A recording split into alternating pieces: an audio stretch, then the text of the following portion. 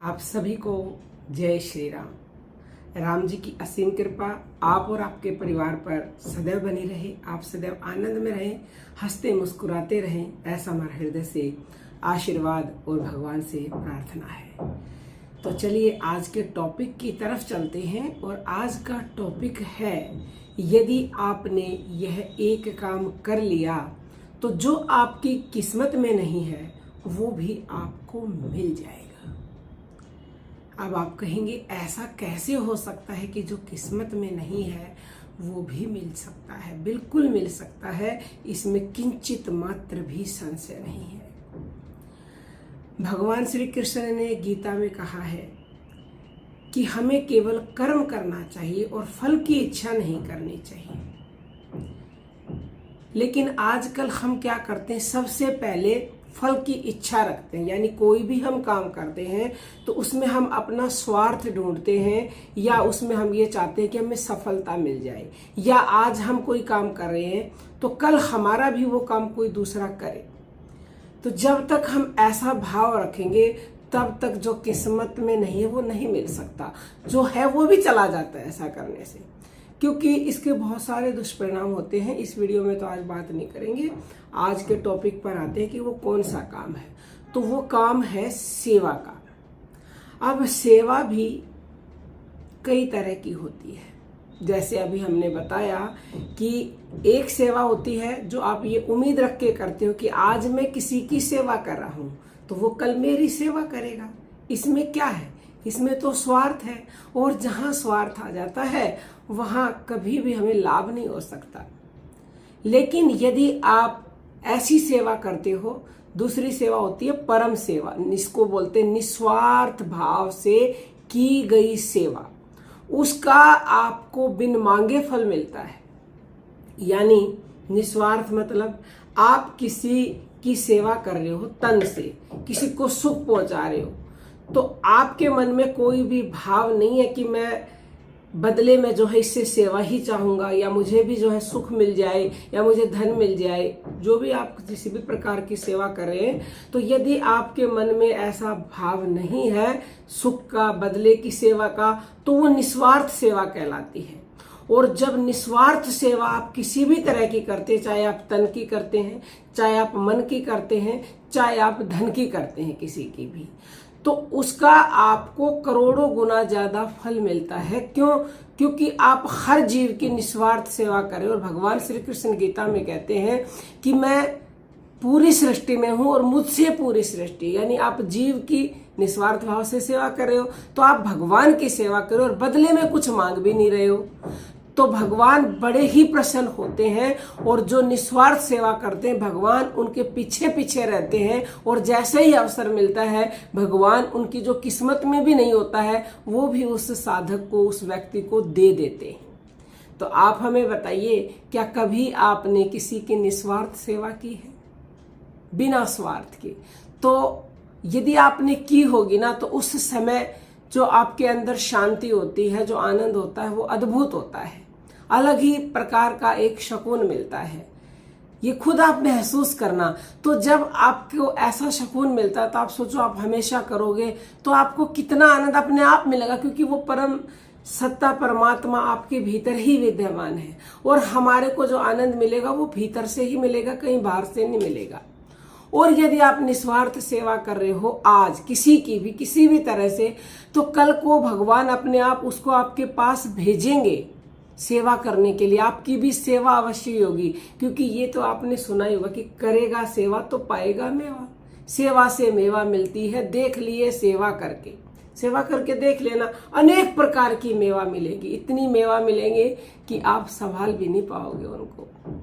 लेकिन करनी सेवा ही पड़ेगी। और कौन सी? परम सेवा, निस्वार्थ सेवा। ये संसार लेन देन की मंडी है। आज आप इतना सा भी किसी को देते हो, कुछ भी दे दो आप, उसका अनंत होकर के आपके पास लौट कर आएगा। जैसे जमीन में एक बीज आप देते हो, एक बीज डालते हो ना, और कितना लौट करके आता, अनंत हो करके वो फ्रूट, और फ्रूटों में क्या होता है, बीज होता है, वो आपके पास लौट कर आते हैं। ऐसे ही इतना सा बीज आपने परम सेवा का किसी को दे दिया तो वो अनंत हो करके लौट के आपकी जिंदगी में आएगा और आपकी जिंदगी खुशियों से भरकर ही रहेगी। दुनिया में कोई भी रोक ही नहीं सकता है।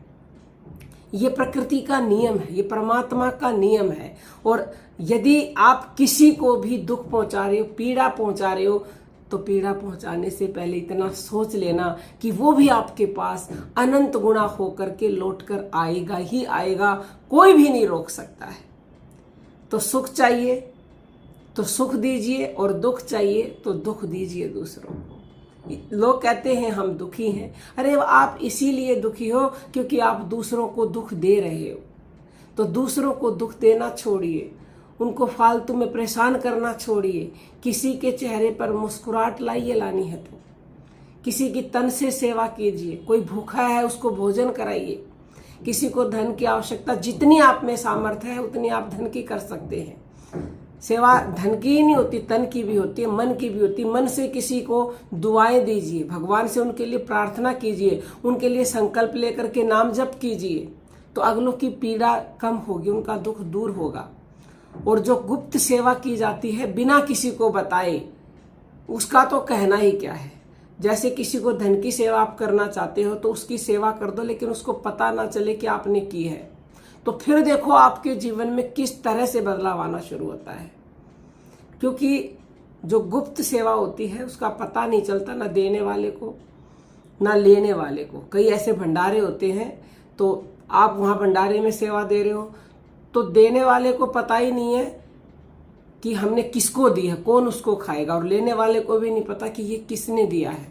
तो इस तरह की सेवा का भी आपको बहुत ज्यादा फल मिलता है। यदि आप में ये सेवा भाव आया हुआ है तो इससे उत्तम कुछ भी नहीं है। आप सेवा कीजिए, बदले में सेवा अवश्य मिलेगी। नहीं आया हुआ है तो ये सेवा भाव मन में जब आता है, जब हमारा मन बदलना शुरू होता है, यानी कि जब मन निर्मल होता है तब। अब ये मन निर्मल कैसे होगा? क्योंकि हम तन को धोते हैं, तन को धोया बहुत मन को धोया नहीं, ऐसी गंगा के नहाने का क्या फायदा। तन को धोने जाते हैं गंगा में, तीर्थों में जाते हैं हम, लेकिन मन तो धुला ही नहीं, तो क्या फायदा है। अरे 68 तीर्थ हैं घट माही, 7 समुंदर इस घट माही। 7 समुद्र इस घट में है और 68 तीर्थ इस घट में है। और कबीरदास जी कह रहे, काहे मैं मल में नहाऊं। बाकी के जो भारी जो तीर्थ है उनको कबीरदास जी कह रहे कि मैं मल में फिर क्यों नहाऊं, जब 68 तीर्थ हमारे अंदर है। 68 तीर्थ जो घट में है उनमें से आपने किसी एक तीर्थ में भी स्नान कर लिया तो आपका मन का मैल धुल जाएगा। बाहर वाले तीर्थ में धोने से कभी मन साफ नहीं होगा, सिर्फ ये शरीर साफ होगा।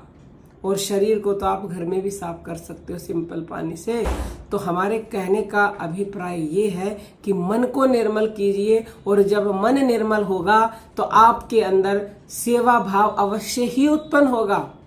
क्योंकि सारा खेल मन का है। जब तक ये हमारा मन दूषित है, ये संसार में दिन रात लगा हुआ है, तब तक ही हमारे अंदर सेवा भाव नहीं आता। जैसे जैसे भगवान का नाम जप करोगे, अपने अंदर उतरोगे, आपका मन पवित्र होने लगेगा, निर्मल होने लगेगा, तो फिर आप चाह कर भी किसी को पीड़ा नहीं दे सकते, चाह कर भी किसी को दुख नहीं पहुंचा सकते। तो आज से, अभी से भगवान नाम का जप शुरू कीजिए। और किस तरह से भगवान नाम का जप करना है जिससे शीघ्रता से आपका मन निर्मल हो, ये सीखना चाहते हो, दिल्ली में सत्संग है, वहां आइए, आपको प्रॉपर सिखाया जाएगा। और जब सीखेंगे सामने बैठ करके तब अच्छे से समझ में आता है। वैसे तो लाइव में भी सिखाते हैं, लेकिन लाइव में और सामने बैठकर करने में जमीन आसमान का अंतर है। अब जैसे वीडियो में आप भोजन रख दो तो भूख नहीं मिट सकती, इसी तरह से वीडियो में जो सिखाया जाता है उससे कम लाभ मिलता है। ठीक से लोग सीख नहीं पाते हैं, समझ नहीं पाते हैं। तो पूर्ण रूप से लाभ चाहिए तो दिल्ली में आइए, और आने के लिए फॉर्म भरना पड़ता है। तो फॉर्म अगर आपके पास नहीं है तो 58515054 पर व्हाट्सएप मैसेज कीजिएगा, तो आपको आगे का प्रोसेस बता दिया जाएगा। तो अभी 2 मिनट के लिए बैठ करके हम सांसों का ध्यान करेंगे, जिससे हमारा मन बहुत जल्दी निर्मल होगा, और निर्मल होते ही सेवा भाव अपने आप आएगा। कुछ भी नहीं करना है, कुछ ना करना ही सब कुछ करना है। आप बिल्कुल सीधे बैठ जाइए, और लेट कर भी कर सकते हैं, तकिया नहीं लगाना है। रीढ़ की हड्डी और गर्दन सीधी होनी चाहिए। आपको अपनी आती जाती श्वासों को देखना है। जीभ पलटिए, खेचरी मुद्रा लगा लीजिए यदि आपको लगानी आती है तो इस तरह से। और श्वास को शुरुआत में थोड़ा लंबा गहरा लेना पड़ता है, बाद में जो श्वासें चलती हैं उनके साथ ही मन टिकने लगता है। तो अभी के लिए इस तरह से करिए।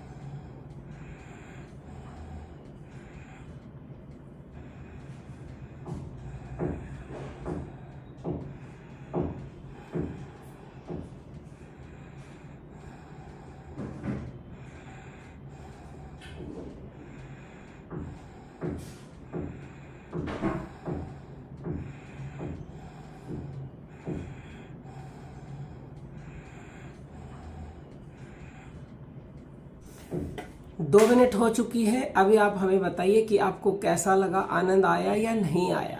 और 2 मिनट से कुछ नहीं होगा, आपको ज़्यादा करना है। समय के अभाव के कारण हम 2 मिनट ही करवा पाते हैं। आपको कम से कम ये 12 मिनट या 24 मिनट करना है। मेरे को विराम देना चाहेंगे किसी वीडियो में या लाइव में फिर मिलेंगे। तब तक के लिए जय जय श्री राम।